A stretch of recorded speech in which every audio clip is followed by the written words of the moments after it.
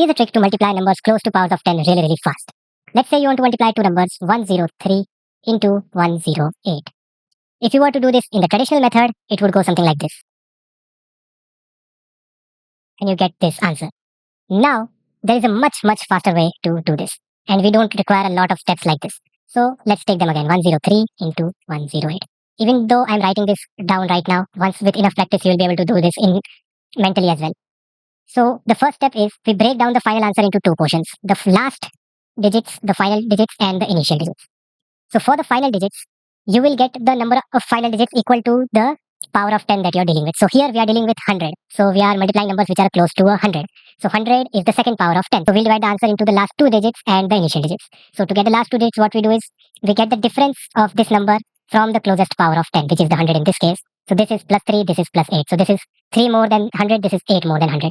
Then we just multiply this. So we get 24. So 24 is the last two digits, 24 is the last two digits, and for the digits, initial digits, what we do is either we take this and add to it this number, or we take this or add to this number. You will get the same result, so it doesn't matter what you do. So 103 plus 8, you will get 111. So as you can see, we got the same answer, but much, much faster. Now let's take some more examples. So this was the case when both the numbers are greater than 100. What about if they are less than 100? What do you do then? So let's say you have 96 and 88. How do you multiply them? Again, divide this into the last two digits and the initial digits.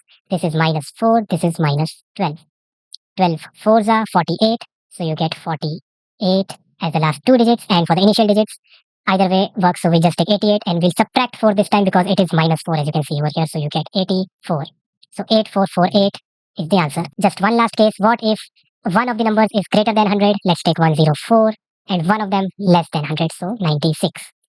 This time we do the things a little differently. What we'll do is we'll take the initial last two digits as 0 this time, and we'll check the initial digits. First, let's just calculate. So this is plus 4, this is minus 4 as usual. So the initial digits would be 104 minus 4, which is 100.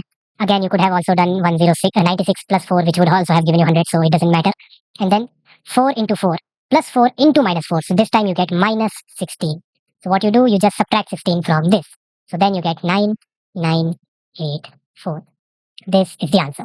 This is also very helpful when calculating squares of numbers which are very close to 100. So 104, so you have plus 4, so 4, 4, 16, and then 108.